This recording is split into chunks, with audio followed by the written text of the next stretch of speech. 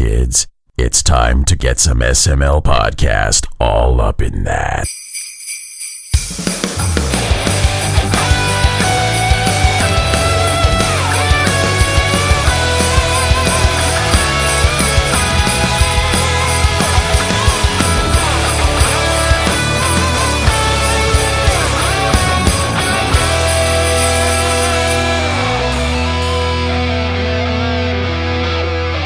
What's up, everybody? This is the SML podcast. I am your host, Joe. Joining as usual, Cole. How are you doing?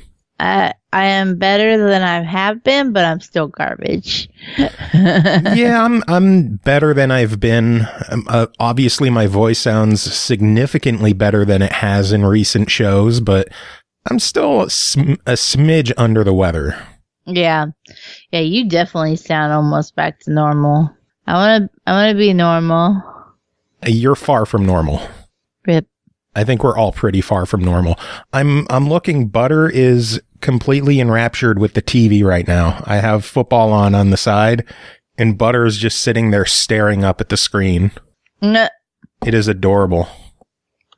It is very adorable. So how's your week going? How is things going?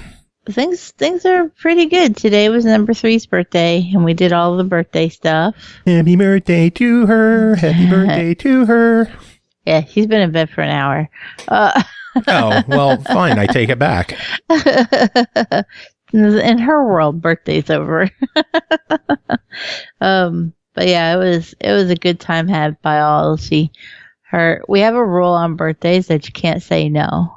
Oh, doesn't matter what it was, as long as it's within reason, something that's perfectly capable for us to follow through on. We can't say no. You want to go somewhere? Let's go. You want to do something? We'll do it. As long as it's viable to do, we can't say no. So what'd you have to do? We played Jackbox, and we had... what a horrible day for you, playing Jackbox. Well, we played she had to go to school today, too, so she only had a couple hours this evening to actually enjoy it. We took her, we took cupcakes to the school. She had Pokemon cupcakes. And she's very into Pokemon right now. And what was funny... I bet she'll be excited next week. Oh, yes. I'll talk about that after they get it so that I don't snitch on myself, because I know number 1 can still hear me. She doesn't listen to the show, does she? No, but she's in her God, room. no one should. But what was funny was number 3 had told me she wanted Pokemon for her birthday, but she didn't want a plushie, which is what I was originally going to get her, because I thought that's what she wanted. She was like, no, I don't want a stuffed Pikachu. I was like, oh, excuse me. Please tell me how to spend my money. She said, I want little Pokemon that I can play with in my dollhouse. And I was like, that's a challenge. Except it turned out to not be that much of a challenge. And I got on Amazon and I found like these packs that had 144 1-inch Pokemon. Damn. Just all kinds of different Gen 1, Gen 2 Pokemon. 144 of them. They were $30. I had coupons and gift cards and they were on sale. And I managed to get them for $5. Nice. The best part was that I got all the same type of box. And in one box, I put a dress, because she always gets new dresses for her birthday. So in one box, I put a dress. In the second box, I put a dress. And in the third box, had the Pokemon. And so she's sitting there and she's opening it. She opens the first box. She's, oh, it's a dress. It's lovely. I love it. Thank you. Opens the second box. She goes, oh, it's another dress. I love you. Thank you. And then I hand her the third box and she goes, you can't fool me. This is another dress. It's the same size. And I was like, just listen, you just opened the goddamn present. She tears it open and she's like, oh my God, it's Pokemon. And she's like losing her shit over all of those little Pokemon. And then she tells me she wanted all kinds of different little Pokemon to play with in her dollhouse. She proceeds to go through all 144 Pokemon until she finds all the Pikachus. How many were there? 6. 6 Pikachu. Were they like different poses? Yeah, they were all different poses. I was going to say, if you got 6 of the same one, that'd be kind of no, shitty. that would have sucked, and I would have been mad. But I already knew it. Like, I'd read the reviews and everything. I knew they were different ones, different poses and stuff. But she went through, got all the Pikachus. So then it was time for dinner, and the rule is you get to choose what's for dinner on your birthday. It's your birthday dinner. She wanted tacos. So we had taco bar set up, and we made her taco. She was sitting at the table, and she took all the Pikachus and put them around her plate so that they would watch her eat her taco. And then she got the cake and the ice cream, and she couldn't decide what ice cream she wanted, so she wanted all 4 flavors. Oh, geez. What flavors? Unicorn Sparkle. What the fuck? It's a cake flavored ice cream that has purple frosting going through it, and unicorn sprinkles. So that she had that one. Very unhealthy. It's very much so. It's birthday. Can't say no. So she had that one, and then she had said she wanted strawberry ice cream, but the problem is she's the only person in the house that likes strawberries. So we convinced her to get Neapolitan ice cream so that there was some other flavor for the people in the house that don't like strawberries. So she took her plate, she had chocolate cake, and she had the 4 different kinds of ice cream. And then she took a big thing of Christmas sprinkles and dumped over all of it. Oh, geez. And then she ate every last bite while the Pikachus watched. So she had an audience. I'm just like, I don't know whether to love this kid or be scared of her. Why not both? Little column A, little column B. That's the best way to approach it. But the funny thing was, she was like, she just went to bed. She pulled her blanket up to her neck, and she went, "This was the most awesome birthday ever." And I'm like, we didn't even leave the house. You just had Pikachus watching you do everything. How many Psyducks were in there? I don't know. I didn't even. I was like, here, I enjoy your Pokemon. Psyduck is my boy. I have 2 plush Psyducks. I have 3 tiny little figurine Psyducks. I just love Psyduck. He's the stupidest Pokemon there is. So of course I gravitate towards stupid. They were taking the kinetic, because she got kinetic sand too, because I hate myself. And what was funny was number 1 was like, you would have never bought this for me. I was like, yeah, because you were a messy kid. Your sister has some manners. And number 3 is a clean freak. I know this shit's safe. So she had the kinetic sand as she was building up sand castles, and then taking the little Pokemon and surrounding them with it, and then having the bad ones come along and smash the castle. I was like, yeah, that's my kid. Your kid's awesome. I can't wait until next week's show, which is going to be the season finale. Ooh. Yeah. Well, we sound so professional when we say it like that. even though technically our seasons begin in February, because that's when our anniversary is. Mm-hmm. But it'll be the last episode before our break, right after Christmas, and I can't wait to hear how Christmas goes down there. She is going to lose her mind. She really is. I figure all your kids are going to lose their shit. Yeah, most likely. I know I know just getting a Super Nintendo as a kid, I lost my shit. So getting a Switch these days, that'd be badass. Yeah. Although I already have one, so. Yeah, and then number 1 was telling me earlier, I think she was trying to con me out of my Christmas gift.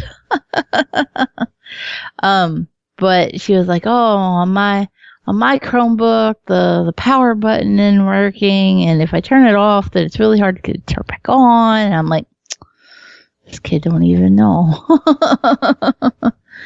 She's sitting here complaining about her laptop, and Christmas is just a few days away. Ooh, No Time says he bought a Sega Mini at Best Buy tonight. That is awesome. Was it on sale? That thing was worth it at full price. The Sega Genesis Mini is badass. I love that thing. Yeah. There's a lot of games on it. There's 42 games on the thing. Yeah. Good stuff. Yes, indeed. Anyway, carry on. Games. Games, news. Are we diving right into this? It's not going to be a long episode. There wasn't much news this week. So there were some Game Pass editions this week. We got on the 17th, we got Untitled Goose Game, which is awesome. Yeah, I can't wait to play that. I got to pull my mic a little closer, don't I? There we go. You're good. Good. And then December 19th, we got Life is Strange 2 Episode 5. Nice. The Witcher 3 Wild Hunt. Fine. Which we knew was coming. Yeah. And Pillars of Eternity. Unexpected, but good. And apparently someone said The Long Dark might be on Game Pass now. Like a surprise edition. I bought it. I've never had the time to play it. I think it's The Long Dark. I was browsing Reddit in the bathroom before the show. Oh my god. So, you don't do that. Don't give me that shit. On Reddit, I have standards. Read Twitter. That's what Twitter was made for. I'm sitting here. Oh, yeah. It looks like The Long Dark quietly joined Game Pass. Someone got a screenshot of it saying Game Pass. So it looks like that might be another surprise edition. But it's a good week for Game Pass. Yeah, it really is. Especially Untitled Goose Game launching direct to Game Pass. That is always good. That surprised me. It really did. Like when they announced it, I had a feeling it would come to Xbox. I just didn't know when, but I did not see. I don't know why. At this point, I should just assume that if it's coming out on Xbox, it's going to Game Pass.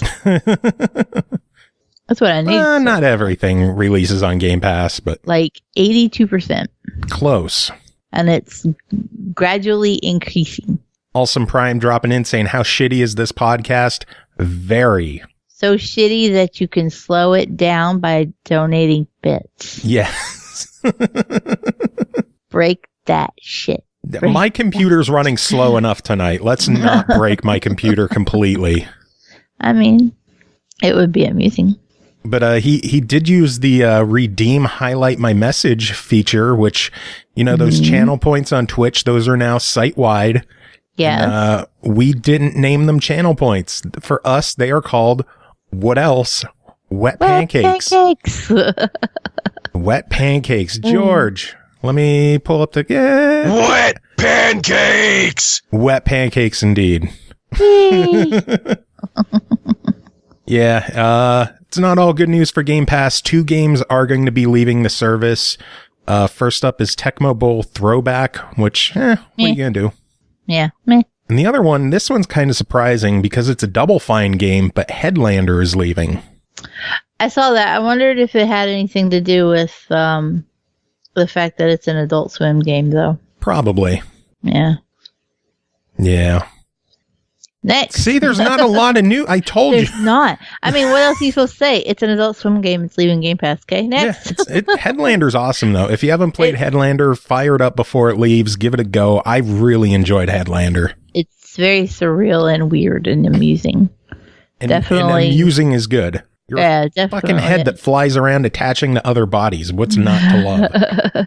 Every time I try to explain it to somebody, because they've seen it's on Game Pass or whatever, and I'm trying to explain what it is, and then the more you try to explain it, the fucking weirder it sounds. And then the person's just standing there listening to you ramble on about how weird it is. Yeah, pretty much. Crazy. It's not all Game Pass, though. PlayStation Now is getting some new additions for January. First up, they're getting Overcooked 2, okay, which is pretty cool. Mm-hmm. And then they're getting 2 more of their headliner games that are only going to be there for a few months. I don't know why they do this, especially because they're first-party games. It's like, you could play it, but only until April 7th. Big. So you have 3 months. But they're adding Uncharted: The Lost Legacy and Horizon Zero Dawn.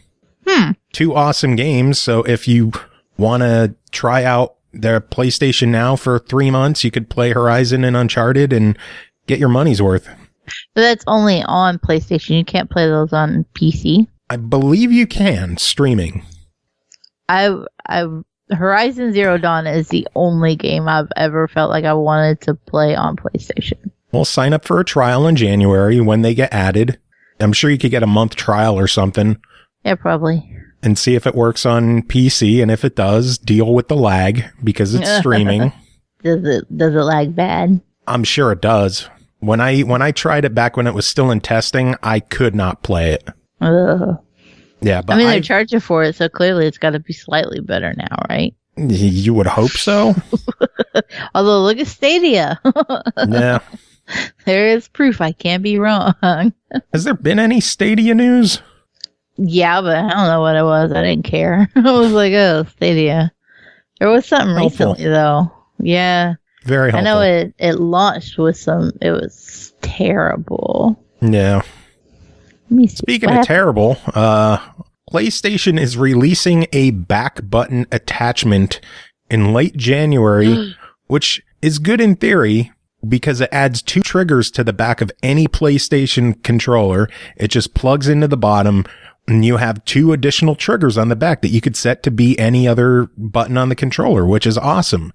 The weird thing is it has a giant LED screen on it that faces away from you that shows what buttons they are, which seems like the most unnecessary addition you could possibly have. That OLED on the back is the dumbest fucking thing I've ever seen. Oh, let's put a screen on the back of the controller where ain't nobody can fucking see it. Dark Mika, it looks like balls for a controller. It does. It does too, It yeah. gives your controller a nutsack. Like, oh, you'd basically have to put a mirror behind your hands while you're playing so that you could see what's on that goddamn screen. And of And course, the light bar on the controller's not enough. You have to have more shit on there lighting up the room. Mm-hmm. Dark Mika, you have to fondle the controller's balls. Damn. Just give him a nudge. Give him a tickle. Think that this was an instance of people in a boardroom going, Xbox controllers have these nifty little paddles. How do we get those without looking like we ripped it off? Balls. And that's what they came up with. Yeah. On the bright side, it's only going to be $30, so that's not that bad. Again, in theory, it seems like it could be a cool device. I don't know why they needed to have a fucking screen on the thing. They could have lowered costs, made it more affordable, made it look less stupid if they would have just skipped out on that screen.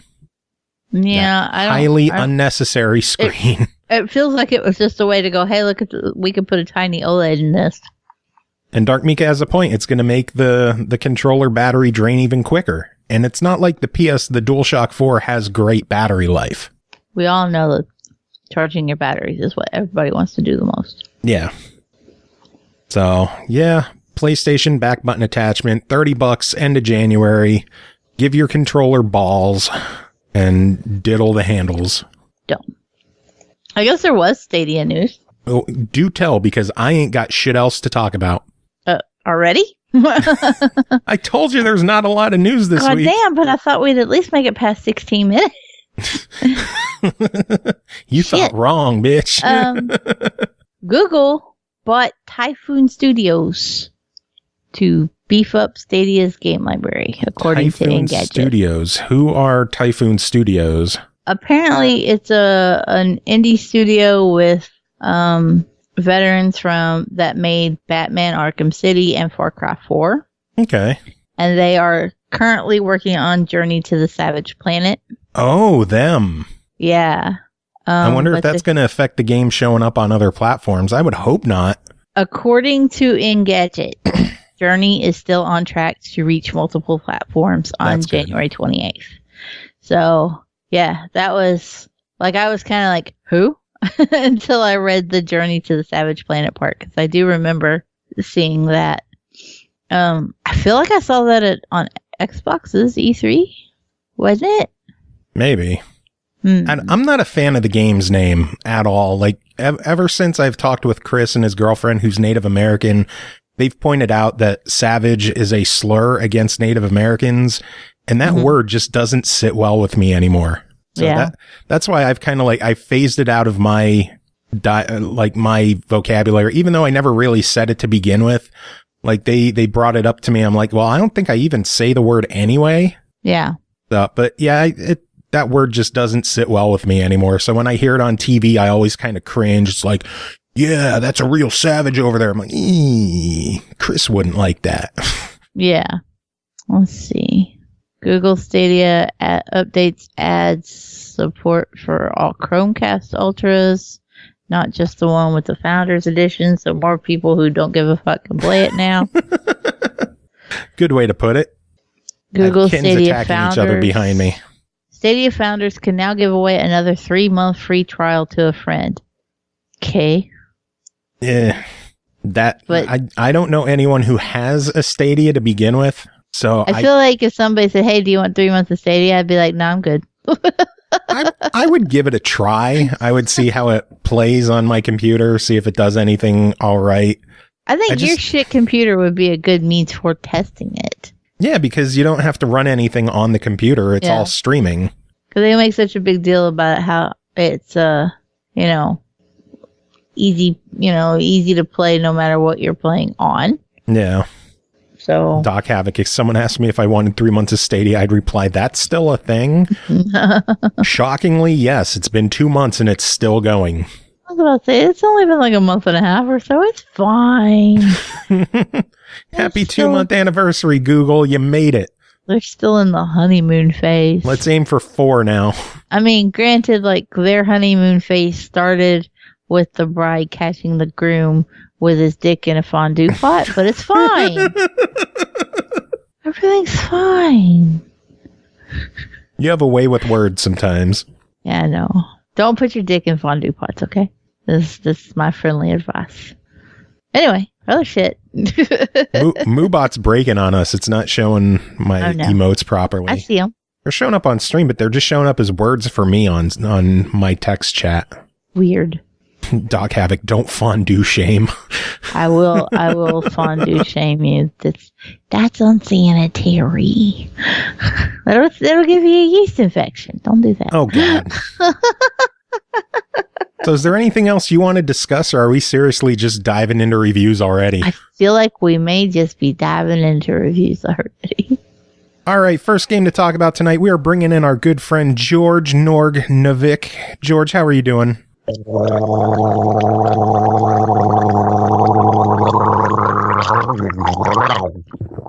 Fabulous. How are you? Wow.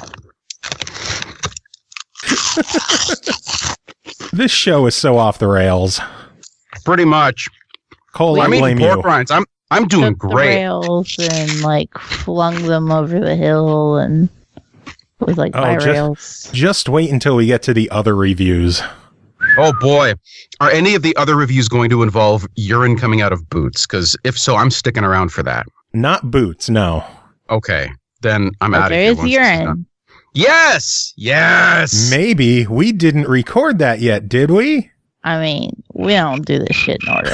I don't know who we're fooling. We don't do anything. Don't let them behind the curtain. Continuity. Look, keep the illusion real. I done took the curtain and like blew my nose on it. It's tissue now. Oh my God, George, you are a trip. That's what I've been told. Good Crunch stuff. cast. Crunchcast. Bringing it back. Cave core. Cave culture. Oh, God. Anyway, the first game that we're here to talk about tonight is called MechWarrior 5 Mercenaries, developed and published by Piranha Games, released December 10th on Epic Games Store for $49.99. The year is 3015. Humanity has colonized thousands of systems across the vast region of space splintered by centuries of conflict. The battlefields of the future are dominated by mech warriors, elite pilots of hulking machines of war known as battle mechs. It is a lucrative time to be a mercenary. George, tell us a bit about MechWarrior 5.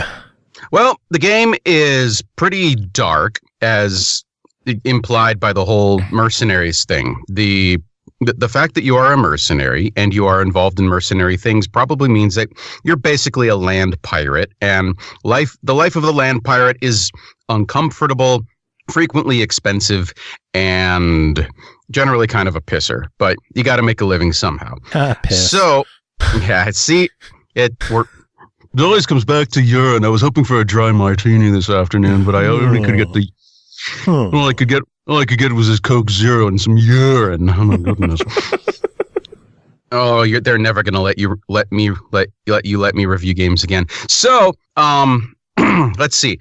The game starts out pretty dark, and like they kill your father right out of the gate, which is just setting the stage for just awful things that happen going forward. Now, as if you've had the misfortune of hearing one of my reviews, you know that I tend to rate games based on the good, the bad, and the ugly. Well, we're going to start with the good this time. There's not a lot of it, I'm afraid, but let me quantify that. This game is going to be excruciatingly polarizing, all right? Among and outside of the MechWarrior BattleTech fandom, people are either going to love this game or they're going to loathe it. There's no in between on this one. There isn't going to be a lot of meh. You're either going to love this game or you're going to hate it. So let me start out with the good. First of all, it's a new MechWarrior game, which is fantastic. There are huge mechs, which is fun. The control scheme seems complicated at first, but if you have any experience with any other MechWarrior games from the past, that makes it a lot easier to wrap your head around all of the various controls. I've played a lot of MechWarrior over the years, up to and including like MechWarrior 2 on school computers when I was in high school. So the franchise goes way back. I've done tabletop like mech games, and so that part was fun. The mechs have guns, and it's extremely satisfying to run around and shoot things with them or crash. The fun part was crashing into buildings or knocking buildings down or shooting buildings, and they all have individual components that collapse. That was just an absolute blast. I was totally digging on that. I love destruction physics. Oh man, the destruction was extremely satisfying. Once you get a little bit further into the game and you start hunting for missions and you're going from zone to zone between the clans, that's fun because the scope of how far you can travel in this game looking for missions is immense and completely appropriate for the world of MechWarrior. And I was digging that. It was great jumping from system to system and passing time while my mechs are trying to repair themselves, and because I've destroyed too many weapons because the AI that controls my co-pilots was made out of ass, but we'll get into that in a minute. But the scope of everything was huge. There was a story, which was nice. There was an actual plot that you're trying to follow, and some side plots, which were a lot of fun. Like you get to make choices of whether or not you're going to go for a more profitable thing and screw somebody in the process, or actually defend those people, not get as much money, but perhaps build up a better reputation. There are consequences to virtually every mission that you take. If you take a mission for a clan, you will probably piss off another clan in the process. And in doing so, will make it more difficult for you to travel in their lands and get missions and money when it's necessary to be in those lands. I had a lot of fun just jacking myself up for one clan and pissing everybody off. The benefit of doing that was whenever I did missions for that particular clan, I got tons of extra bonuses up to and including enough scrap share that I could just pick up mechs off the field and repair them and either keep them or sell them. So that was cool stuff. Doing missions on any other territory was complicated because they didn't trust me anymore for some weird reason. So yeah, that sounds fortunate. Yeah. So all of those components of the typical MechWarrior experience were there. You can get rich, you will probably piss somebody off, and it will bite you in the ass later. So it's a MechWarrior game, no question about it. Now let's move on to the bad. All right. When you are in the main ship where you're doing repairs or going to the bridge to talk to people, it's this weird, kind of janky first-person view thing where you have to spend time traveling from point A to point B, when in actuality, unless you have to talk to somebody specific to advance the plot, you can do virtually everything from any terminal anywhere in the ship. So it's almost pointless, which makes the need to travel from person to person also almost pointless. So there's that. The music was not very memorable. And I, as a musician, tend to tune in on what's happening in the music, and the music was not that memorable. I was really disappointed.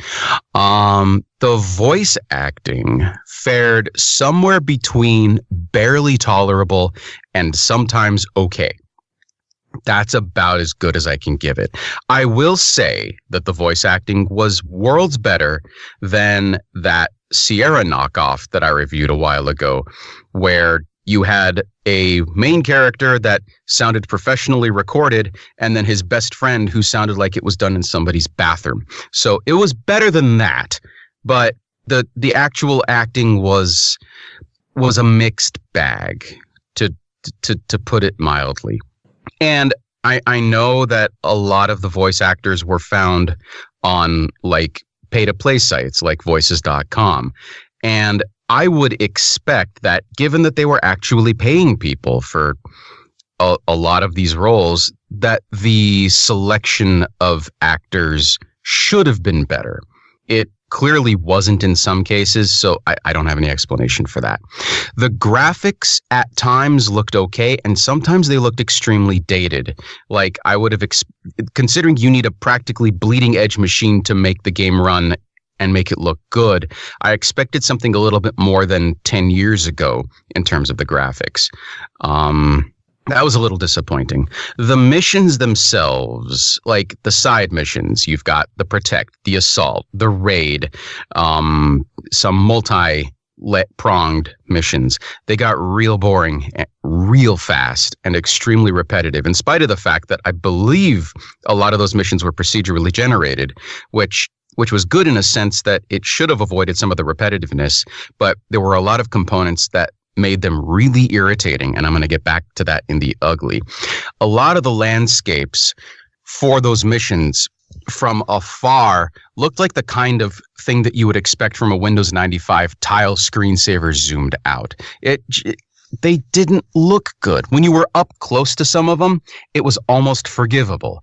But if you looked off into the horizon of whatever land you happened to be on, the tiling just looked awful and repetitive. And again, I expect better. Yeah, especially given the specs, like you said.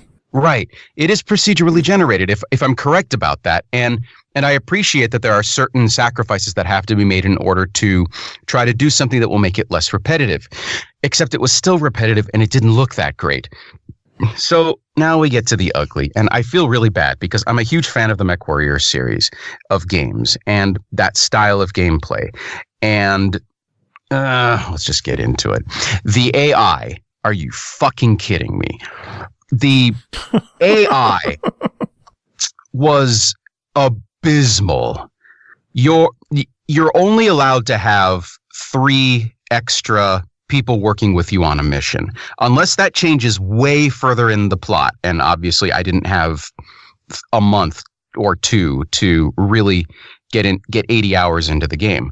But you have yourself, and then you can have a maximum of 3 other people.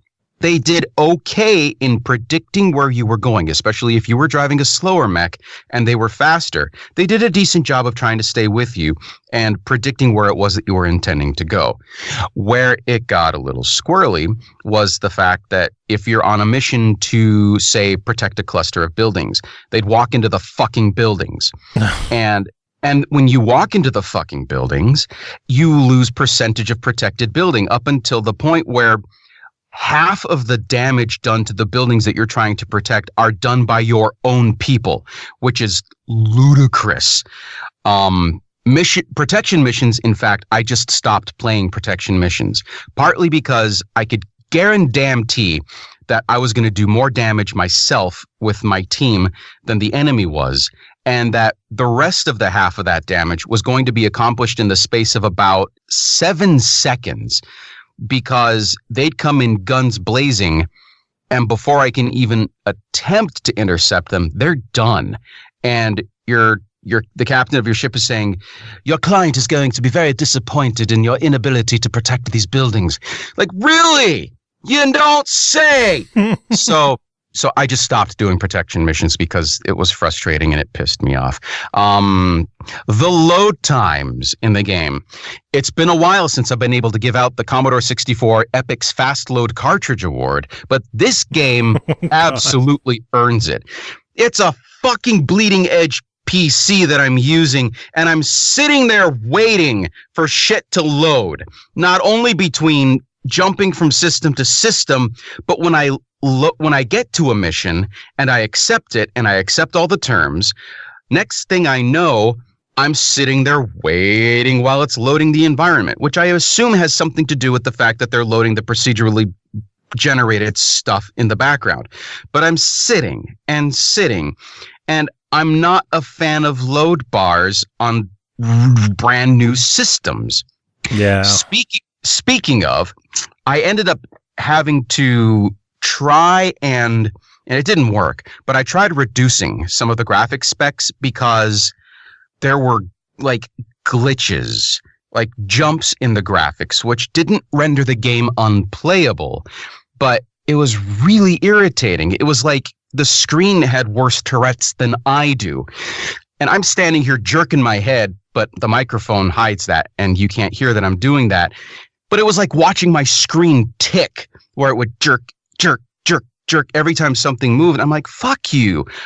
I have a diagnosed disease. You're a bleeding edge laptop. You shouldn't be doing this. And the funny thing is load times and jerking will both come into play later on in this episode. Amazing. No. No. Sorry for derailing you.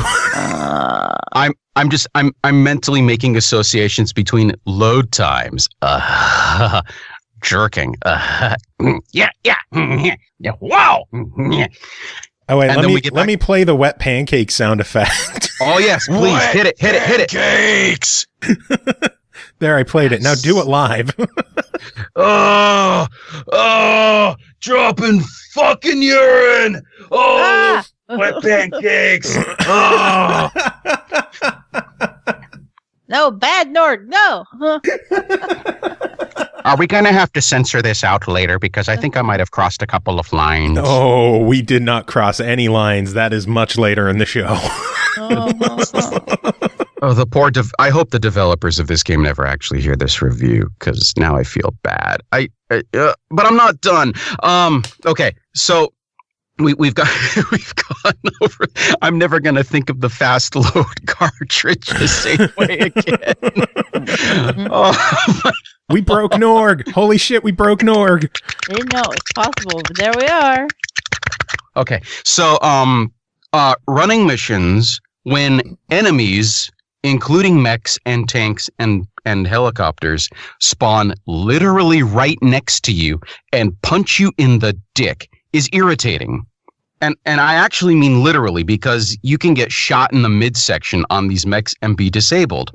Well, when they spawn right next to you, because apparently radar is useless in the future, kiss my ass. That sucked.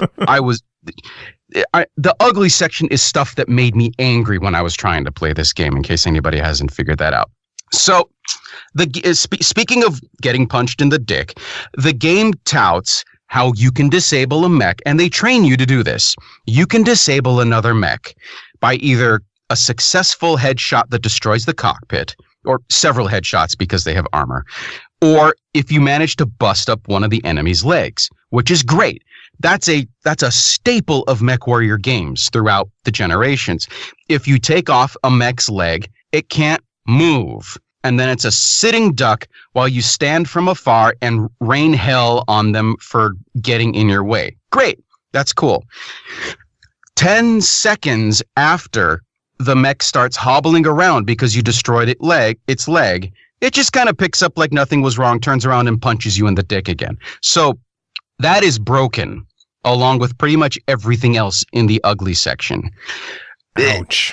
This came up in another game that I was reviewing for you that was also on Steam, and the consensus that I came to, and I later on looked it up, and I found that my point of view, I tend to not read other reviews because I don't want to taint my opinion of something before I put it on paper, was the game wasn't, in the sense of the other game that I'm referring to, it wasn't finished. It was released because it needed to be released. It was not released because it was a finished product and ready to go out to the market. So what you end up with is a game that gets released to be on time, is not ready for the market, and then it becomes an expensive public beta test.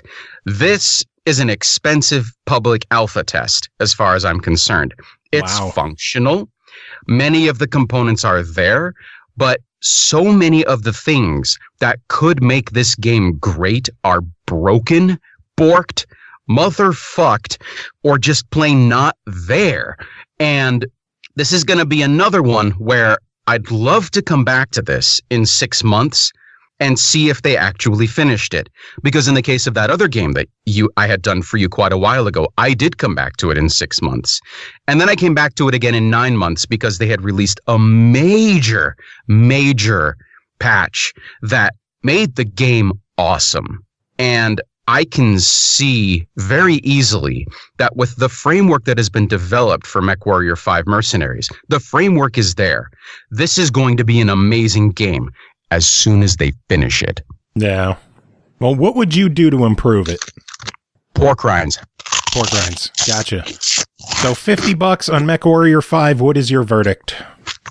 Fuck it. I haven't said that in a long time about a game. I usually lean on try it.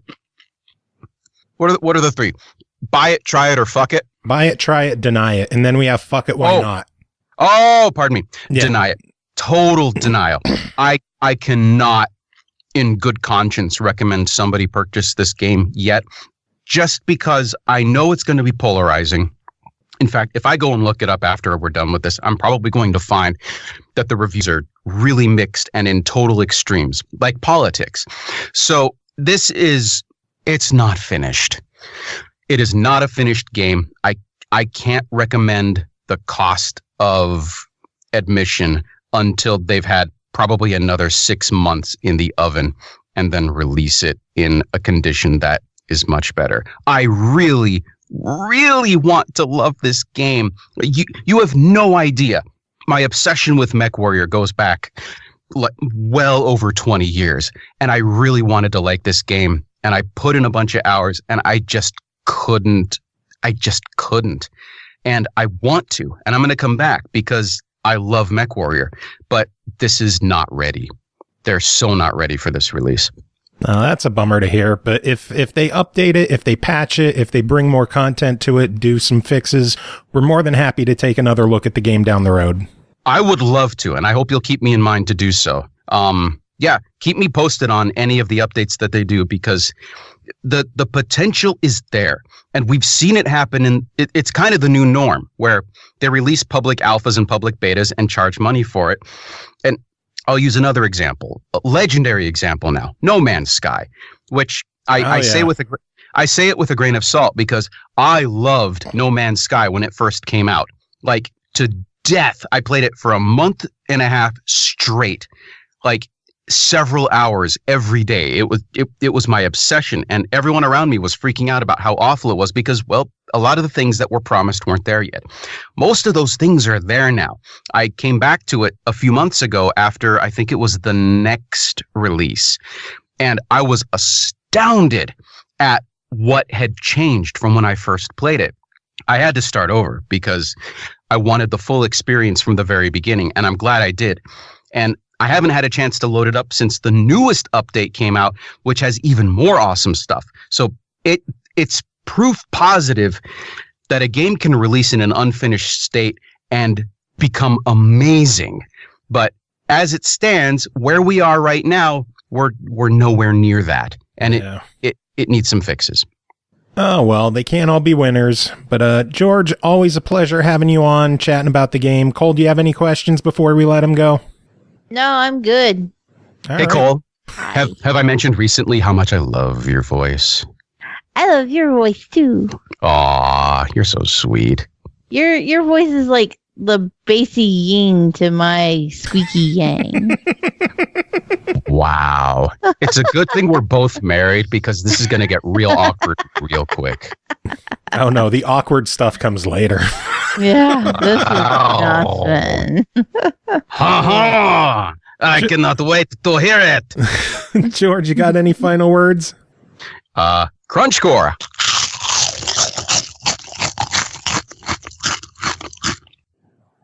Oh God, I love Norg. He's insane. Norg is great. He is great. Good stuff. Yes. Anyway, next game to talk about is called Blacksad Under the Skin. Dark Meek is going to kill you for covering this one. Developed by Pendulo Studios and YS Interactive, published by Microids. As Carnage drops 5 biddies. I can't even make it through this introduction. Drop it, bits! One fell out. They're going to be listening to this like, what the hell kind of show did we give this code to? Released December 10th on Xbox One, Switch, and PS4 for $39.99. The 50s New York City. Joe Dunn, owner of a boxing club, is found dead. Meanwhile, rising star Bobby Yale, due to take the ring for the most important fight of his career, has mysteriously disappeared. Sonia Dunn, Joe's daughter, takes over the gym and must deal with its financial woes. She hires private detective John Blacksad to investigate Yale's disappearance. The highly anticipated boxing match of the year is drawing closer, and the club's finances would not survive a no-show from Bobby Yale. During its investigation, John Blacksad will find himself swimming with sharks in a universe where corruption is everywhere. Cole, tell us about Blacksad Under the Skin. What the fuck is left for me to talk about? That was like 82% of the plot right there. Okay. Well, you got to fill in the holes. Well, to like 3% because anything else is going to get in spoiler territory. Okay, then tell us about the mechanics of the game. So, mechanic-wise, Blacksad is an interactive drama. Telltale. It's a Telltale game, just developed by somebody that's not Telltale. Reminded me a lot of The Wolf Among Us in the way that it told the story. It's a little bit of a furry's fever dream. And I say that because literally every character is an anthropomorphic animal. You play as John Blacksad, who is a private detective, and he is a black anthropomorphic cat. It's going to get insane at this point. God damn it. Why? What's happening? This is the part where it starts to get a little weird. So the game is, as I said, I refer to it as a furry's fever dream, but I'm not talking shit. I haven't said anything bad. Calm down, Lucky. Calm down. Like, I don't know if I want to read that comment. The game is surprisingly very sexualized. That's where the furry's fever dream part comes in. Right away, your first case, you find out that Blacksad has been hired as a PI to catch a dude that's a cheating bastard. So you've hired your buddy to take some uncensored evidence to prove that the rhino is a cheating bastard.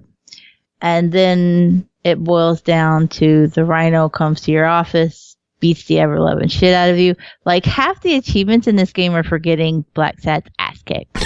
It's a little weird, but I think it falls back on that classic noir trope. And so it's kind of amusing at the same time. Like, every time it happens, it's like, for real? I got an achievement for getting my ass kicked again. But the rhino kicks your ass. You get an achievement for it. And then you get to the bread and butter of the game. You got to make a decision. Mr. Rhino says, "You don't tell my wifey that I was rhino balls deep in a fox, butt cheeks and all, then I'll give you 10 grand. What are you going to do? Are you going to take the bribe, or are you going to finish off the job and tell on Mr. Rhino? Or are you going to call his wifey and tell her, hey, I've got pics of your husband's rhinoceros butt cheeks?" My lord. I told you, it flies into weird territory very fucking fast. And see I took the bribe, so I didn't see any of the evidence. Didn't? No. You see it later. I'm a terrible person. I took the money. Yeah, I took the bribe once too, but you do see it later, even if you take the bribe. No spoilers, though. But there is an opportunity where it comes up. Just the game starts off quick. It does not dick around. It gets right to it. I was super tickled that it comes up and it's like, this game uses the same setting as every other one in its genre. Do you really need a tutorial?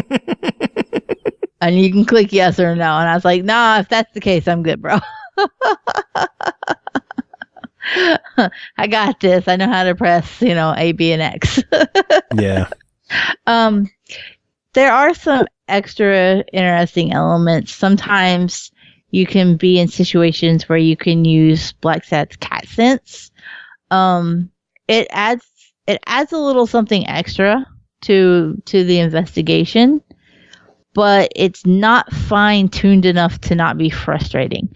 And I could kind of say that about the controls for the whole game in general, because there are these little collectible trophy cards like all over the goddamn place.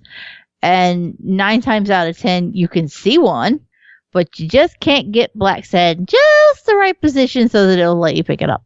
Yeah, the movement controls are a little on the clunky side. Yeah. And then to top it off, to interact with everything on the screen is A.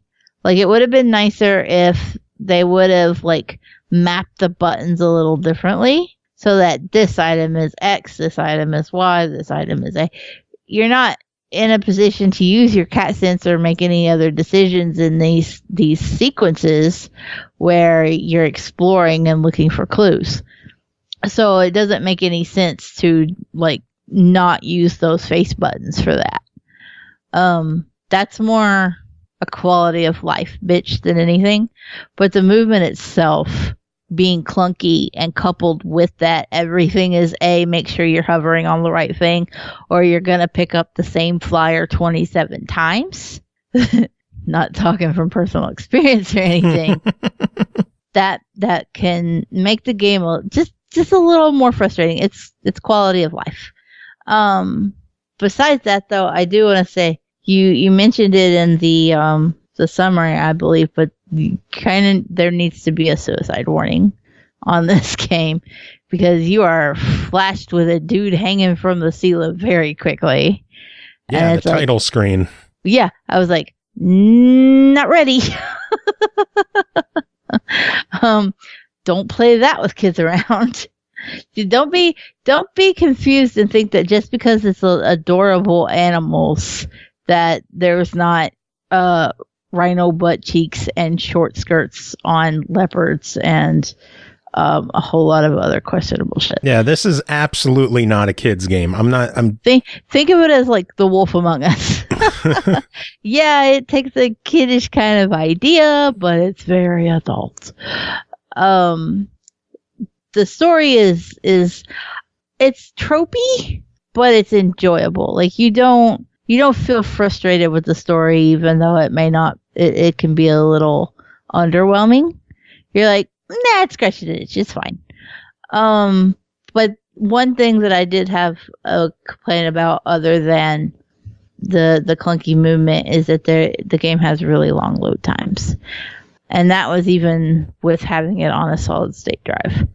There were times where it was like 7% and wouldn't move, and I'm like, please just load. Please just load. That gets even more frustrating when it's happening more frequently as you're trying to backtrack. If you're a dumbass like me and you forget some of the most mundane shit, or you're strolling along and as you hit to go someplace else, you're like, oh fuck, I saw a collectible and I gotta go back and get it. And then you sit there and wait for it to load the next scene. And then you have to turn around and go back. And then you have to wait for it to load the last scene again. Then you can get your collectible after you sit and fidget with the settings. And then you can go back and wait for it to load again. And what I'm saying is that's a lot of load time for some rhino ass. It all just keeps. I'm not sure if I'm impressed. You were fixated on this rhino's ass. It's funny. Like, listen, I draw dicks for shits and giggles, okay? And so whenever I see other people put that much care and attention into shit that really shouldn't have that much care and attention, I'm totally tickled by it because I feel like I have found my tribe. You are one with the developers of Blacksad. And I'm just tickled by it. Not to say, I mean, there's cleavage and shit too, but somebody sat down and did a storyboard and concept art and actual art and then like programmed and animated the whole photograph with the ass cheeks and I'm proud. All in all, quirky game, very noirish, little tropey, but it's okay. Maybe not the most involved story, but it's fine. There's quite a few twists and turns, and then you're just like, oh yeah, well, I saw that one coming. One other thing about that I want to mention, there's a couple times where the story tries to like approach some racism issues. Yeah. And on one hand, hey, I can respect it. You're trying to send a message and that's fine. On the other, it kind of feels like it falls flat. It's just not pushed enough to justify it being there. Like, either push the boundary with it or don't. Just mentioning it feels kind of weird. Yeah. But beyond that, I had a small issue as well. I'm not sure if you ran into this or not, but during some of the cutscenes, I would have some micro stutters. I didn't during cutscenes. I did with the whole back and forth thing, though. Yeah, but that was. I wondered if it was like the game or if it was just me constantly going back and forth because I miss shit. I was like, I'm not sure if the game's broken or I broke it. Sometimes those are not one and the same. Yeah, they're not exclusive to each other. But minor issues aside, $40 on Blacksad. What do you think? I do think it's really good. I think on one hand, I'd kind of want to be like, that's a bit of a high price. But it's really not necessarily. I mean, for all the voice acting which is really well done, and the graphic quality, yeah, it could use some quality of life and fine tuning. But I think for $40, it's fine. It's a buy it, especially if this is your category. Like if you like this kind of genre and tropiness, then like you don't need me to tell you to buy it. You already did. Yeah, pretty much. And if you're interested, GameStop for $49.99 has a special edition of the game that comes with 4 art prints, a special sleeve to the game, and some 3D lenticular artwork. So if you're looking for a little extra on top of that, check out GameStop. Are any of those rhino butts? I have no clue. I saw the lenticular artwork, which is basically the box art of the game in 3D. I didn't see the art prints. I should ask if I could check those out sometime. Yeah, because I hope at least one should be rhino butts. Should, but you know. Think of the chillins. Anyway, next game to talk about is Vampire the Masquerade Coteries of New York, developed and published by Draw Distance, released December 11th on Steam for $19.99. Coteries of New York presents the struggle for the power between two vampiric factions, Camarilla and the Anarchs among the iconic buildings and nightlights of the Big Apple. It's a single-player narrative experience set in rich, fully licensed, globally recognized universe of Vampire the Masquerade 5th edition. Surlyna covered this one, wrote in a review, and this is what she's got to say. Hey there, SML friends, this is Surlyna, and this week I'm reviewing Vampire the Masquerade Coteries of New York. The game was developed by Draw Distance and set in the legendary World of Darkness, the home of the game known as Vampire the Masquerade, as it says in the title and as I covered in the description. The game is near and dear to my heart as I've played the tabletop version and the 2 previous video games. My expectations are pretty high off the series, and I'm pretty unforgiving, especially with an IP that's loved by millions. First off, this game is a vast departure from the first 2. It's not a continuation of Bloodline, so if that's what you're looking for, you'll be sorely disappointed. This is a point-and-click visual novel game. Lots of reading, lots of lore, lots of learning about the characters that inhabit the world, etc. If you're looking for an action-adventure type of game, wait for Bloodlines 2. Now that we've gotten that disclaimer out of the way, let's continue. The game is absolutely gorgeous. Each and every character model looks painstakingly hand-painted. The art director loves this world, and you could see it in every environment, down to the trash on the ground. The game is set in New York, and you never lose that perspective. There's a scene that takes place right next to the Manhattan Bridge, and it looks exactly like the view that you would see if you were there in person. Another superb attention to detail that I enjoyed is all the kindred that you meet have enchanting and distinctly colored eyes. Gives them an otherworldly appearance that I found to be beautiful yet unnerving. There's a character that you meet very early in the game that has no problem killing you, but I would gladly die at his hands because he was gorgeous. Oh my god. Not gonna lie, he definitely had me thirsty. Oh, Jesus. Are we sure? Surlyna's turned into Aki on us. I was just gonna say, are we sure Aki didn't write this one? But it's a he, so it wasn't Aki. It would have had to be a she. Anyway, Coteries of New York follow the World of Darkness formula to a T. Each of the clans inside and outside the Camarilla, which is the overall vampire governing body, are featured within the game. However, when you create a character, you can only create a fledgling, i.e. a baby vampire that is either a Bruja, Ventru, or Toreador. Hopefully I said those right. I'm sure I didn't, but she's going to kick my ass when she listens to this. Being the glamorous person that I am, I chose Toreador, of course. I was disheartened that I couldn't play as a Malkavian, or that there was no character creation other than picking your clan and your name, but the other clans are well represented even if you can't play them. Each different character has a different origin arc, so it's worth it to play all three. Being a point and click, your actions do have consequences, so do try to play ball because it's in your best interest. If you mouth off to the wrong person at the wrong time, it's final death for you. In my first playthrough, I was obsessed with not getting killed before I reached the end, and there are distinct times within the game where you can sense that if you make the wrong choice, you will die. It's still important to challenge who you speak to at times because you never know who is lying to you, but use caution and directs in decent sense when pushing. One thing I loved about the game is that you get to form your own coterie or crew, for lack of a better word. They give you quests to do and you get to learn about them and their relationship to the world. It's worth it to do these quests. They fill out the world quite well. However, one thing that really annoyed me is that the game doesn't tell you what the main quest is, in quotes. And I found myself completing the main quest before I completed all the other side quests. Once you get to the grand finale, everything else is locked out. I'm not sure if it's time-based or quest-based, but the fact that it happened so suddenly was incredibly annoying, and there really should be a warning attached or some inclination of what the main quest is. That's such a pet peeve of mine in games when you come to like a point of no return and the game doesn't warn you. Yeah, I don't like that either.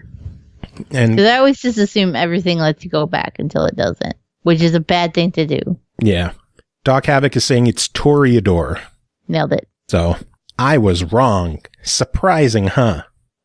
I'm totally surprised. I never could have imagined. Shocked that I would pronounce something wrong on this show. Anyway, Vampire the Masquerade Coteries of New York is available on Steam for $17.99 on sale until January 3rd. Normal price is $19.99. And should you purchase it, yes, you should buy this one. It's incredibly beautiful and has a compelling story told in a timely manner of about 10 hours per playthrough. I know my gamers are expecting Bloodlines 2, but this is not it, so go in with an open mind and have a ball clicking around in New York City. Sounds good. Yeah. And that's 2 New York games back to back. Wow. Go figure. That's the kind of crazy trivia that we're looking at on this episode of SML. It was New York week. No, I always try to find like a common ground in all the games that we play each week.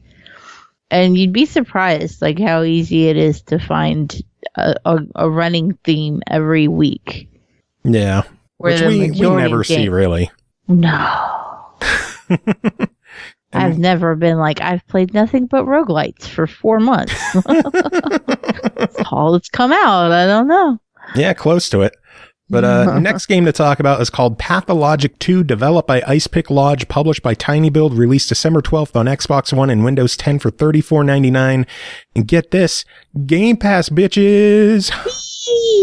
Pathologic 2 is a groundbreaking open-world horror RPG. Resist the plague, make medicine, heal people, perform an autopsy, trade to get what you need, fight and kill if necessary, survive, struggle with an outbreak in a secluded rural town that is rapidly turning into hell. Cole, tell us about Pathologic 2. I have yet to successfully heal anybody, is all I'm saying. Pathologic 2 is on the surface everything I love about horror. You know what I love about horror? My computer coming to a crawl while Awesome Prime drops more biddies. That is scary. Thank you, Prime. Anyway, as you were saying. Okay. But it's everything I love about horror on the surface. It's got survival elements where you need to manage your food and water intake, and even need to keep an eye out for your immunity and your exposure to disease. It's got a twisted psychological narrative that is kind of unusual in that you start the game in the middle and you have to fill out the rest from there. And then it's just gory and there's corpses everywhere, and really that should just make me happy as it is. You play as a surgeon who has received a letter from his ailing father, and so you go to visit, but the town is literally just fallen into despair from this plague. There's fires everywhere, people trying to rid the city of this plague, and doing some of the worst things imaginable in the process to do so. You're chugging along. It's dark. It's foggy. It's gross. There's corpses everywhere. There's fire. You're watching people just be brutally murdered and you don't know why. You try to tell them, let them go. And they're like, no, it's fine. We're just going to kill them. No big deal. And you're like, well, I tried. And then NBD, LOL. NBD, yeah. And then you speak to random ghost people who I'm pretty sure was alive when I started talking to them, but then was magically not alive. And I'm like, well, I don't know what I did, but this bitch is a gunner now. It's free reign on organs over here, because you can, in fact, any corpse that you see, you can perform an autopsy on. And because you're a surgeon, you can remove their organs and then sell their organs to certain vendors for money or in exchange for food or water. That's macabre, and that's basically like the foundation for the game. Everything is weird and gross.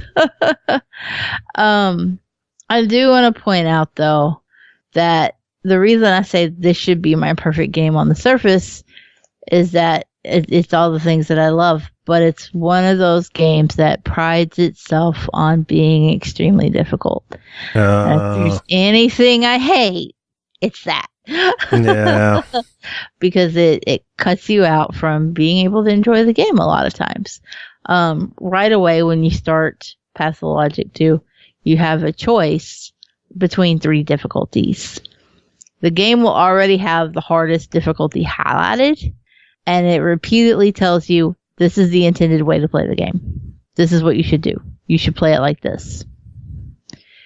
If you play it on hard, it will say, well, it's not as we intended, but I guess that's fine. You still have to do the trials, but it's not like it should be. And then if you play it on the easiest, it will immediately say, this is not a story mode. This is still medium difficulty, and you will still have to do all the trials. So basically, even if you choose the easiest difficulty, the game is laying its dick on the table in front of you and saying, get fucked. You will not survive. Point blank. It's just the way it is. You have such a way with words sometimes. I'm on a roll tonight, too. I've had a lot of chocolate. I don't know if it's unfortunate or if it's amusing. It's kind of it's a toss-up, depending on how you feel about me. But in Pathologic 2, you have to survive for 12 days as you carry on and explore and unfurl the story and all that. You're meant to survive these 12 days and go through the trials to do that. If you die when you are revived, then you can be given a debuff. So if it was too hard and you got fucked, it's going to fuck you just a little harder before you start again. No. I hate that. I hate it so bad. Just for the love of God, I've already died, and that's my concession to a game that I am garbage. Please help me. That does Don't not make it harder. tie my legs together. That does not mean blindfold me and chop off a hand. It means I died. Help me. I'm bad at this game. Take pity on my soul. I have very strong feelings about this. I wanted to beat this game and be like, fuck you and your intended playthrough. But I couldn't. It's hard. And the developers are going to hear that and be like, well, fuck yeah, it is. We did it, boys. And I'm like, no, you guys don't get it. A little accessibility can go a long way. Yeah. And it would be, instead of shitting on a story mode, appreciate what it does for players like me. And just let us get through it and let us see the whole thing. I understand that it's supposed to be a mindfuck. But the game is by far fucked up enough just from how you play it. I mean, you're autopsying people on the streets and then selling their organs for food money. That's a normal Thursday for us. I mean, you're not supposed to tell my secrets, Joe, but there's a reason. There's a reason that my voice still sounds like I'm 12 when I'm almost 37. That's my secret. Selling organs on the black market. For food. Yeah. I mean, Kentucky's a food desert. I gotta eat. Oh, my Lord. Doc says because you're adorably dainty. I do lift my pinky when I drink tea. It's done for. But sacrificing pigs. No, I love pigs. Well, I don't love pigs. Pigs can fuck off. But I love goats. I wouldn't sacrifice a goat. That's a pet. It might be all the sugar that makes me sound so squeaky. All the pixie sticks? No, I do not like that's Do you still have some from Halloween? I've got like 7. And then my sister turns around and sent a bag of 168 lollipops. What the fuck am I supposed to do with this? Why? Oh my Lord. What? Man, number 1 did a gift exchange with her buddies and they pulled everybody's names out of a hat. And the little girl that she got, I say that like they ain't teenagers. But the little girl she got was like, oh, I just want junk food. Really, I just want snacks. And I was sitting there going, hella goddamn Luya. I don't even have to buy anything for this girl. I've got her set. Oh, jeez. Terrible. Anyway, Pathologic. Yeah, Pathologic 2. No pixie sticks in Pathologic 2. There are no pixie sticks. There's tourniquets. That's not a pixie stick. No, close. Oh Lord, I just pulled something off my desk and broke it. Proud of you. tinyBuild is going to hate this We're doing awful with reviews this week. I'm doing fine. Okay. Anyway, long and short of it, please don't shit on story modes. The game is gory and horrible and fantastic if you can survive long enough to play it. Then for $34.99, what is your verdict? I'm going to give it a solid try it. But I can't go full on buy it when I know there are a lot of people like me who would be locked out just by the difficulty. Yeah. And that makes me sad. Yeah, I even asked you ahead of time how this game is. I wanted to play it off of Game Pass, but I'm concerned about the difficulty and the survival elements. Yeah, you should be. It's so delightfully weird too, because you really spend the majority of the time that you're with the game until it just starts to fall in place later on. You have to survive that long though, and you won't. you don't even get to live long enough to figure out why all the weird shit is happening. Like, there were so many cool little elements, I'm trying not to give spoilers, that I could just in the first few minutes walking around, and I'm like, oh, that's amazing. Why is it doing that? At one point, my train stopped. I was riding a train, and the train got stopped because there was this giant monster bull, nuts and all, standing in the middle of the train. And when I say like a monster bull, like, this was a 7-story tall bull. It was stupid. And it was incredible. And then, like, there were all these crow people standing around, and they were like, I don't even remember because it was some fucked up random shit. It didn't make any sense in the context of anything, like 80% of this game.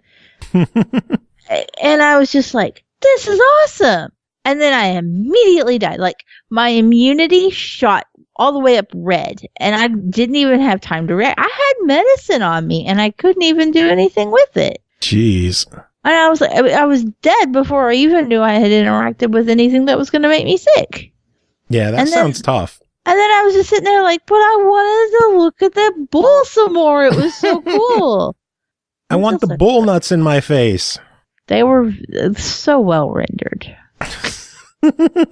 As good as the rhino ass in Blacksad. 10 out of 10 bull nuts. Well, maybe not as good as the rhino ass, because it had more detail and lighting to it, even though it was in black and white. And the bull nuts were more like silhouetted, but they were on par with 8 seconds to glory nuts. Yeah, I give them that. They were huge. I never played 8 Seconds to Glory, so I don't know. I'm not a furry. I think anybody with a voice like this could get away with being a furry. Oh my god. Anyway, speaking of animals, next game to talk about is called Fishing Barents Sea, developed by Misc Games, published by Astragon Entertainment, released December 13th on Xbox One for $29.99. Take the helm of your very own fishing boat in Fishing Barents Sea Complete Edition and explore the vastness of the Norwegian Sea in search of the best fishing zones. Start with the little boat inherited from your grandfather, catch fish and earn money for upgrades as well as bigger and better boats. Enjoy the beautiful Barents Sea and make your fishing industry dreams come true. Cole, tell us about this one. I think I found the theme for the week. You want to know what it was? Let's hear it. Games that sounded great on paper that didn't execute as well as they should have. Uh-oh.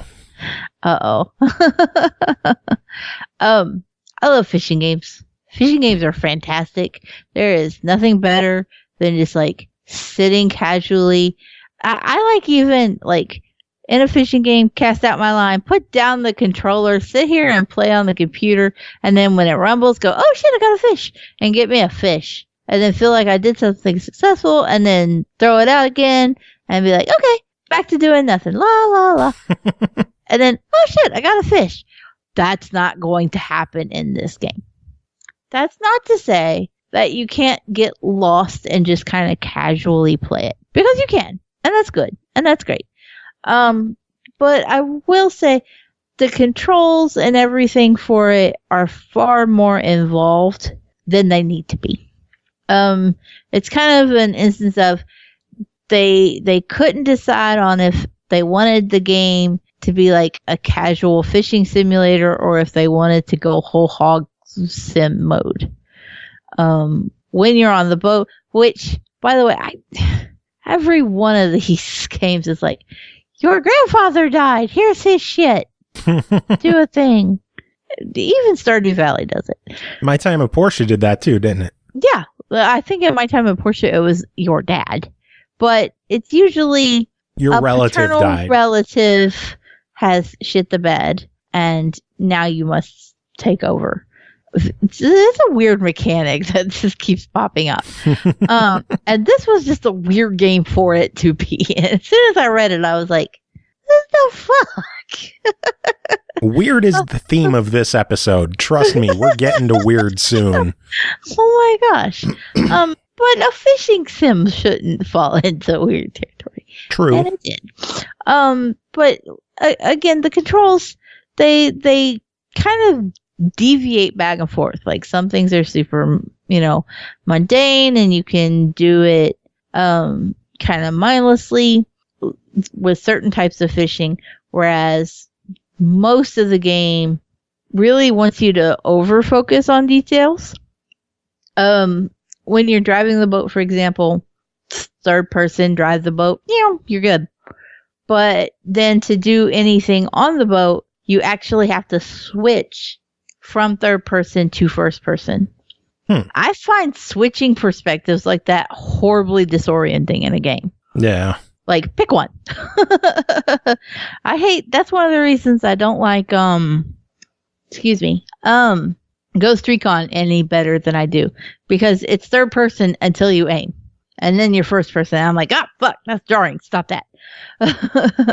So having to switch that view back and forth in a fishing game is just like, I don't want to have to do that. That's overcomplicating it.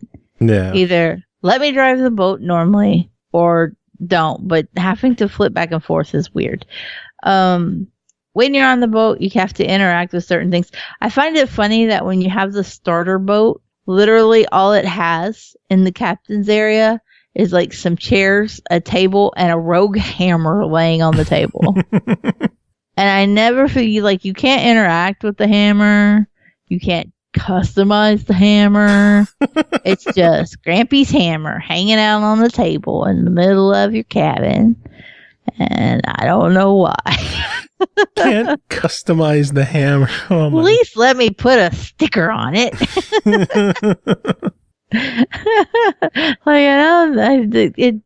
There's so much other weird micromanagement going on. At least let me have a little something here. Yeah. Well, spray paint the hammer pink and put some stickers on it and be like, fuck yeah, Grampy would be proud. It ain't no bull nuts. You're right. It wasn't bull nuts. It was just a bland hammer. And it's there on the table. Astragon's going to listen to this. Like, why are they talking about bull nuts? What the hell is... Everyone that we review at a game on this episode is going to listen to this show and wonder what the hell's wrong with us. My bad. The answer is a lot, by the way. There's a lot wrong with us. Don't sound like me and be normal. Hammer aside. Yes, hammer aside. Once you're actually out controlling the boat and trying to get your fishing on, again, the controls just are overly complicated for no good reason. Even in just like one of the tutorial missions, it was like, drive to this area and get the line. And I'm sitting there going, okay, but how? And it's like, pick up this line, jackass. And I'm like, but I can't. You didn't tell me how. And I'm pushing every combination of buttons possible. And then it just magically did it. And I still don't know how I did it. And I'm like, please don't make me fish like that ever again, game. Just give me a pole and sit me in a chair and be like, catch fish, dumbass. Let me do this old school. Yeah, I'm down for that. Once you start like throwing out, I don't know what's proper term for that type of fishing is. I know that here we do a similar type of fishing in lakes and we call it jugging. Where like you throw out baited nets and buoys hold it up, although here we use milk jugs because we're poor. So like it's all well and good, but they overcomplicated it to the point that you just get frustrated trying to figure it out.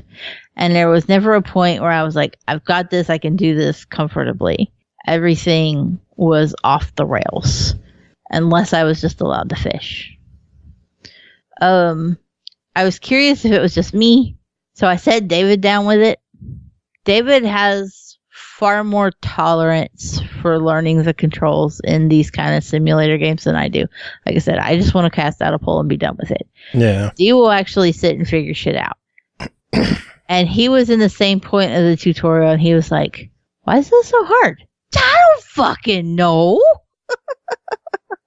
But I'm glad I wasn't the only one that felt that way.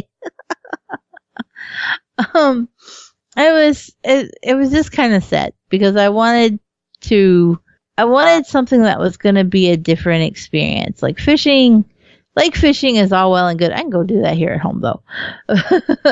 I was looking forward to getting to go out and catch bigger fish that were different varieties than what I normally see. Because that's what games are. You get to do the shit you can't do in real life.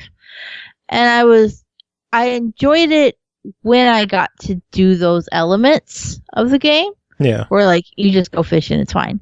But when you had to actually focus on doing different types of fishing and stuff, and it was trying to force you to learn new mechanics, then it was just too frustrating. And story modes, people, just let me casually do my shit. That's what I'm asking for today.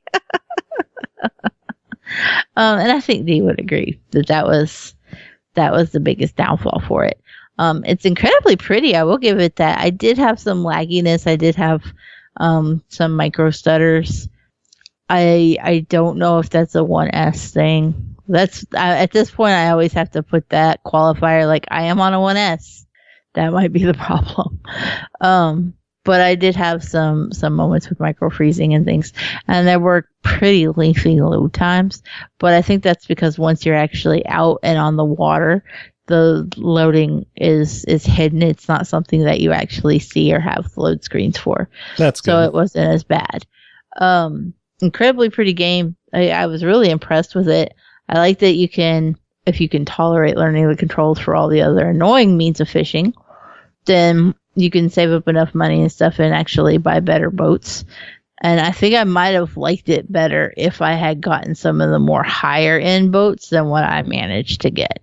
Because I was just still like with new boats even after I'd upgraded some. And I'm like, this is not fun. Oh boy. But it's super cool when you get to like fish for some of the cooler stuff like king crab and things like that. It's really awesome. Well, then overall $30 on this one. What do you say? I'm gonna peg this one too with a try it. It has its perks, and I do think they outweigh the cons. But again, it's nichey, and it's gonna appeal more to that hardcore crowd that has the patience to sit and learn and doesn't just want to cast a pole into the water. Cool. Yeah. All right. Now we got to get Dark Mika in here. So let's add her to the call. Yeah, she's got 2 to talk about. This is where we get to the weird portion of the show. Oh, dear. Yeah, we are getting to the really weird portion of the show. Right, Aki? Yeah, which part of weird are we doing? The gory or hoary? Oh, God. Yes, we're doing both of them. Mm-mm. Which one's first, though? You ready? Yeah, I guess so. All right, because next game to talk about is called Bloody Trains, developed and published by Marginal Act, released December 17th on Steam for $19.99. Bloody Trains is a train attendant simulator who cares about passengers and fights far-right terrorists by blowing its heads. Aki, tell us about Bloody Trains. Yeah, it's a pixelated action simulation game.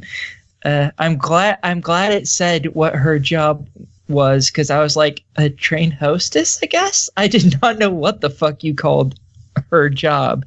But yeah, you play as this lady who's just trying to go about her day on the train, you know, getting people food and drinks. I think they're drinks anyways. Checking tickets, disarming bombs, using pesticides on the active train, you know, just the usual shit that they do right in front of everybody. And that's about where there's no real story to this. It's just, here's a day, get to the end. And here's a new mechanic to do on the next day. Have fun. So there's no story whatsoever. It's also one of those... kind of reminds me of Papers, Please, how you have to keep track of more and more stuff, and you have to move faster and faster when dealing with things. It reminds me of those types of games. And that's not really my type of game, especially because it didn't explain anything. There's no text in the game. There's no voice acting in the game. You're given an item. You have to figure out how to pick the fucking thing up even, which took me a little while. And then you have to figure out how to use it. I sat there for like 20 minutes trying to figure out how to disable bombs, because I kept setting them off instead because I was like, it doesn't tell me what I'm doing.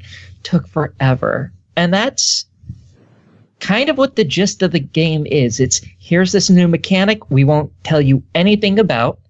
In between levels, it shows up as something the item you can pick up at the train station between the levels, and it allows you to use it, but you have to figure out how to use it and what to actually do with it.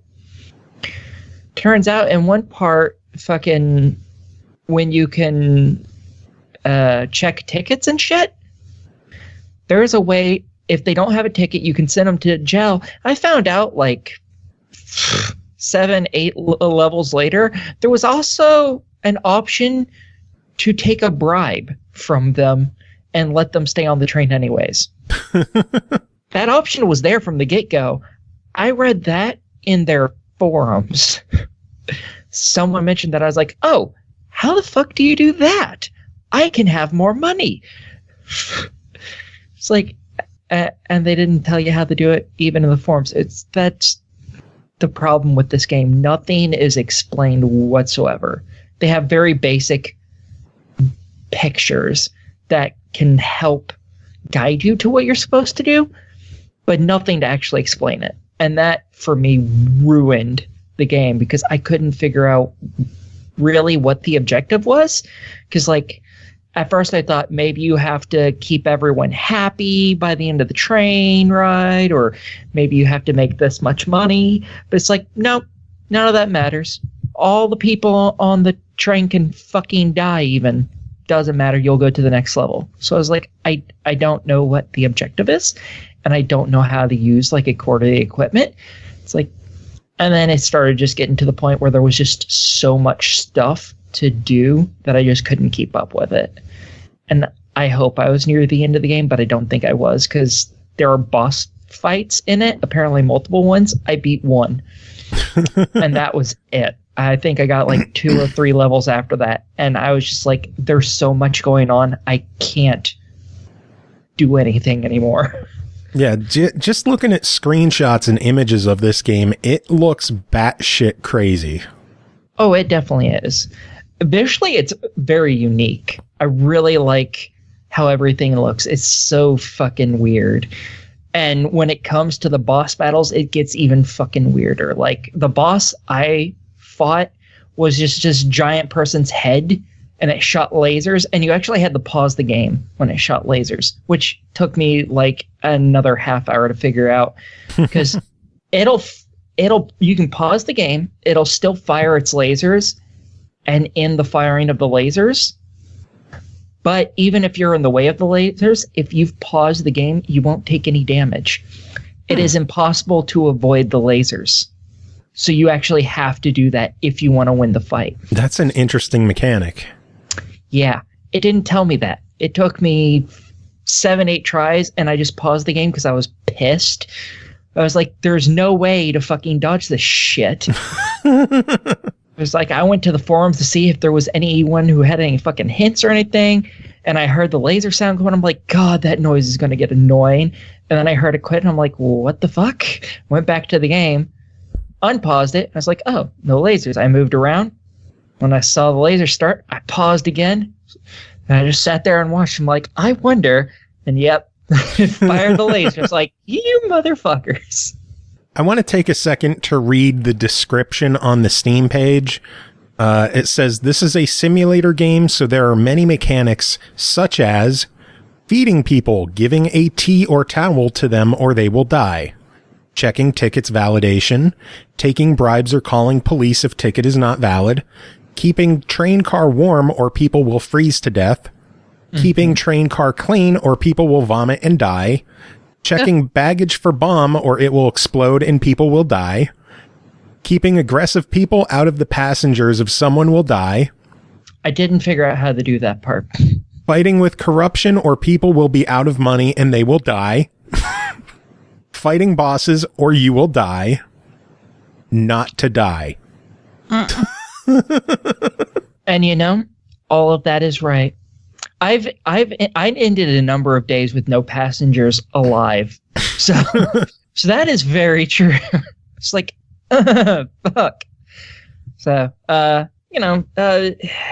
it's a good time waster. Like, all the levels, they're not too long. They're like 10 minutes-ish was like the longest any of the levels were for me. It's a good time waster. If you like those kind of complicated, I'm not holding your hand or explaining fucking anything to you, go fuck yourself type games. If you like that, this is for you. But I can't suggest it because I hated this game, honestly. It just was not fun. If they explained how to do things, I could have gotten a lot more into this until it eventually got to the point where I just couldn't keep up with everything. But just knowing what the hell I was doing would have made this a much more fun game for me. So if you had a chance to tell the dev to fix something, it would be to just add a little more guidance? A lot more guidance, because there's no guidance. So explain some shit. Yes. Well, then your overall verdict for $20, even though it is on sale for $14.25 until the 2nd. So if you want to get it cheaper, I think it's only $19. I think it's $18.99. Oh, yes, it is. I could see on the Steam page. I was told $19.99, so that's what I had in my notes. Terrible. I always check these prices while I'm writing reviews. Curse me.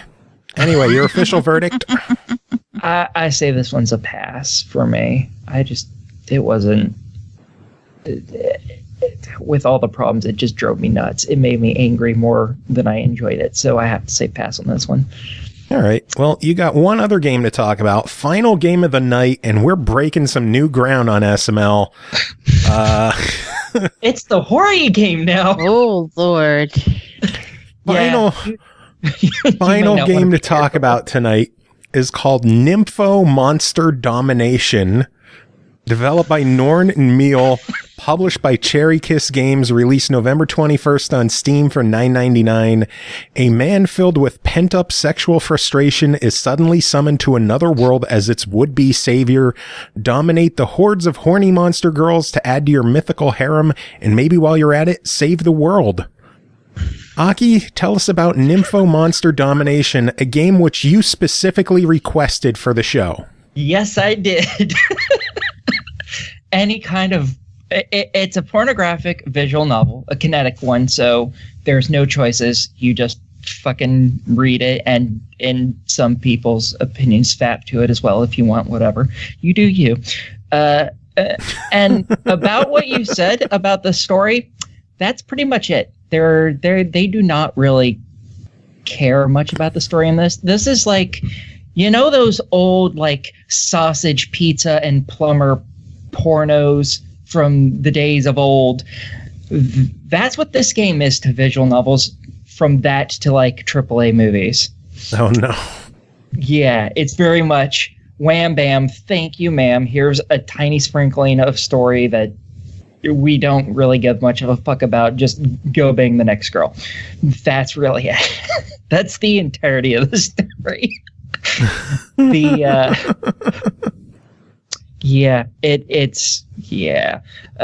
But you get summoned to this other world, and you check the status of what you are, and you end up, you're a monster tamer.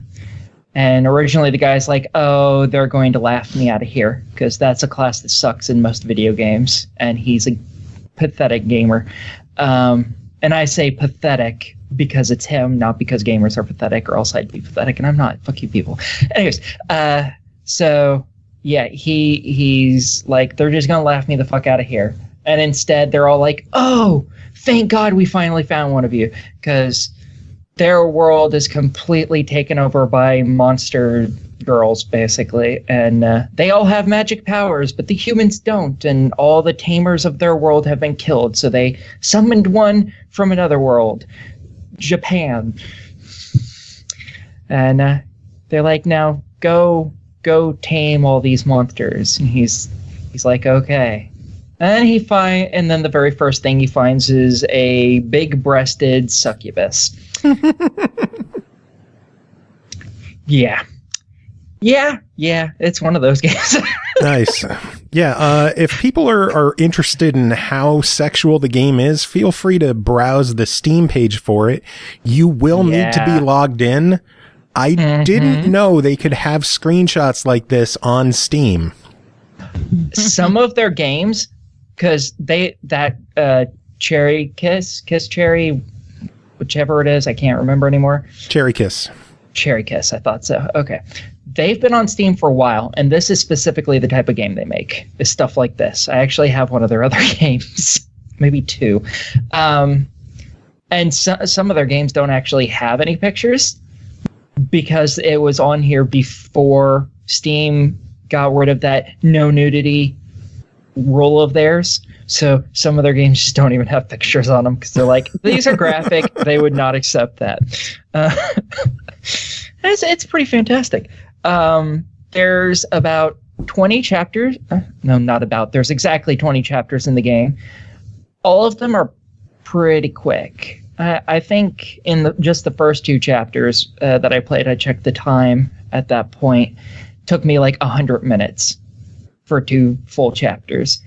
And that was after I had gone back and reread chunks of it to get some quotes that I'll be using later on to explain the writing of this.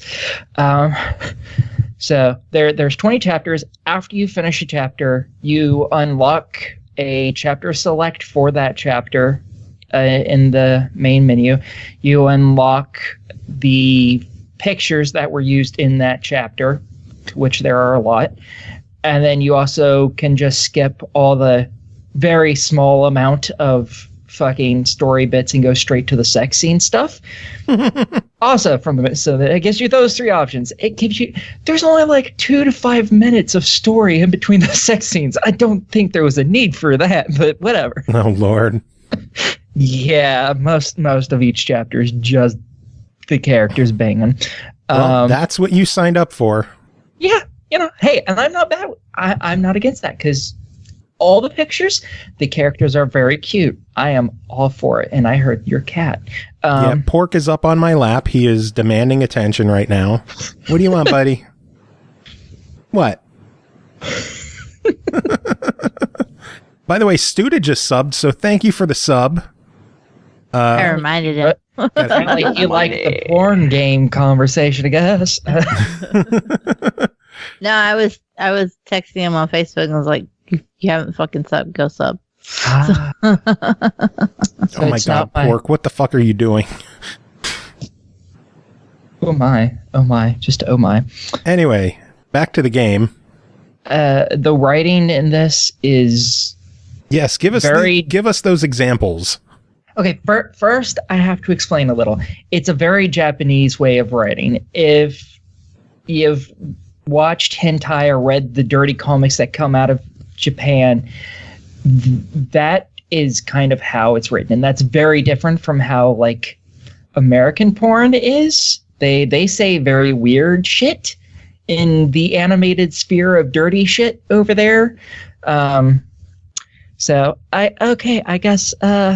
And the shit I'm about to say, I really hope my mom doesn't have this episode as the one she's going to fucking watch. This is within the first 10 fucking minutes. And here's just a couple quotes from Lilith. Tell your weak little dick to man up so you don't come to death in 2 seconds, weakly monster tamer. That was one. Go ahead and try. See if you can teach this virgin succubus pussy who's boss, weakling. That's number 2. And prior to that, she mentions how she has a super rare virgin succubus pussy. Oh my god.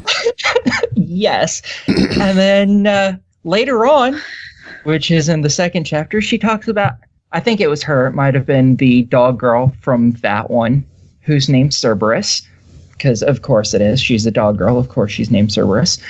One of those two said, "You can use my mouth pussy." Again, if you're used to hentai or reading dirty comics, that some of the shit doesn't shock you, especially things like mouth pussy, because that is just some weird shit Japan writes. I don't.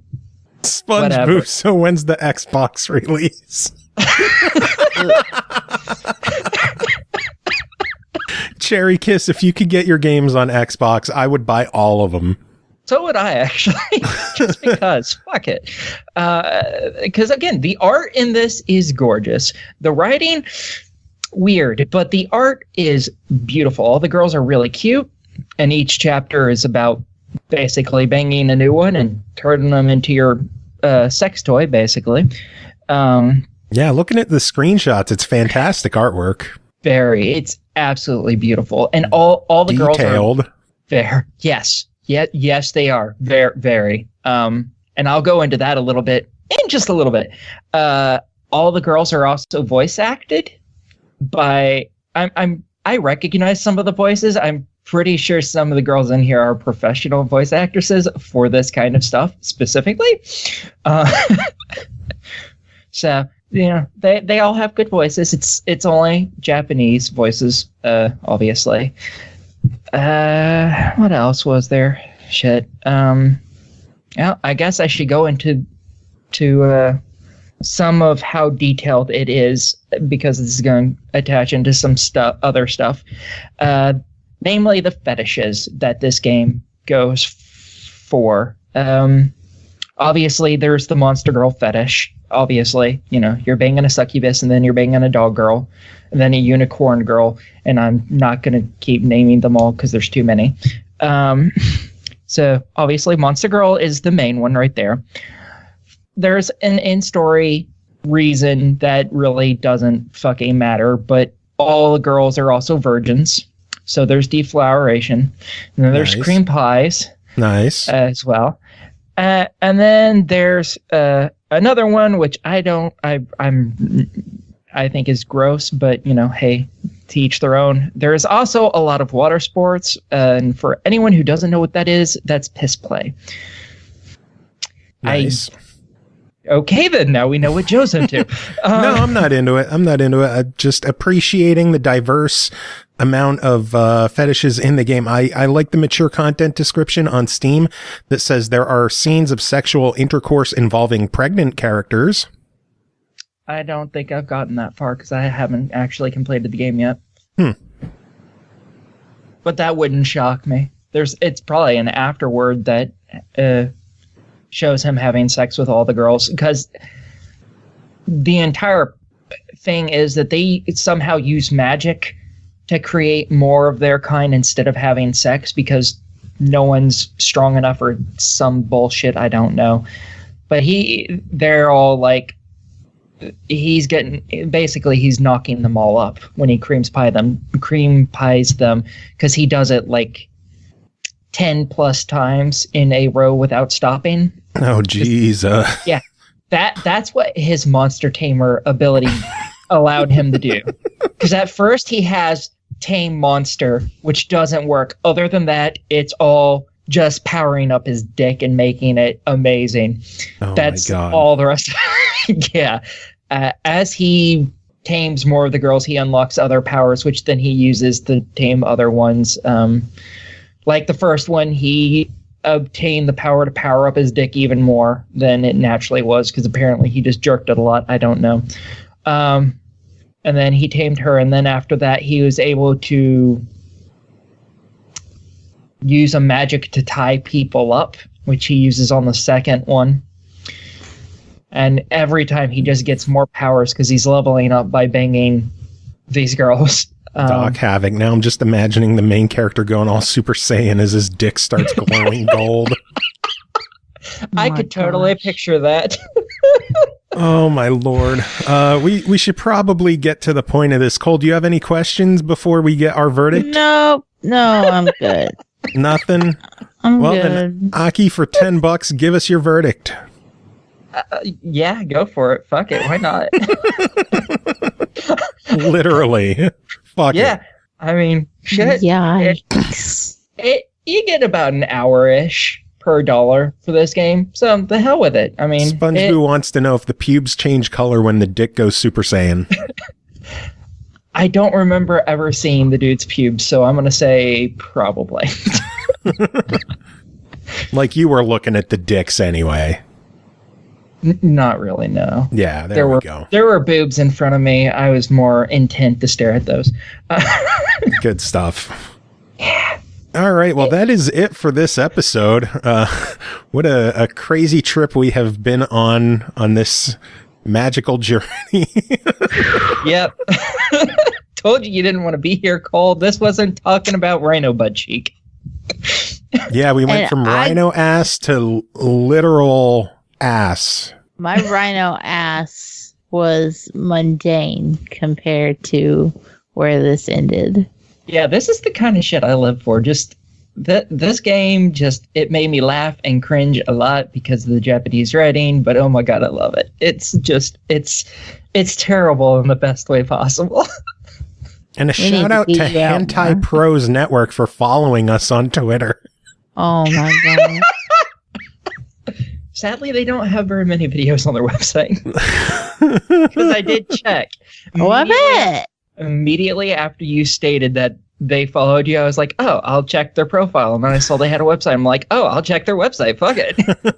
They don't have very much. And it's behind a paywall. Doc Havoc, welcome to the big leagues, Joe. Oh my god, this episode is a train wreck. Apologies to everyone who came on and did their reviews. Apologies to everyone that we reviewed on this episode. Thanks again to George. To my mom. I'm sorry. Yeah. Apologies to our listeners for having to go through all of this. Next episode is going to be our end of the year spectacular, so you don't want to miss that one. I usually don't pimp out the live shows during these because they are always like how far away from the actual release. But if you're around Monday the 23rd at 9 Eastern time, drop by our Twitch channel. We're going to have a lot of people on the show chatting. Got some codes to drop, so keep an eye out for that. And Aki, since you have your wonderful new microphone, give us some final words to end the show. Lilith's pussy. That's it.